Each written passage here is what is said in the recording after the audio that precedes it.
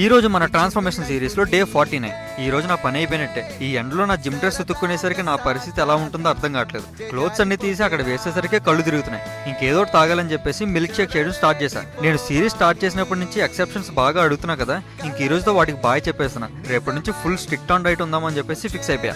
ఇంక ఇదే last day అని ఈ రోజు దమ్ బిర్యానీ అని చికెన్ ఫ్రై చేసుకున్నా. దమ్ బిర్యానీ ఫస్ట్ టైం చేసా, ఎగ్జాక్ట్ అని చెప్పలేను, బట్ అప్రాక్సిమేట్ గా రెస్టారెంట్ స్టైల్లో వచ్చింది.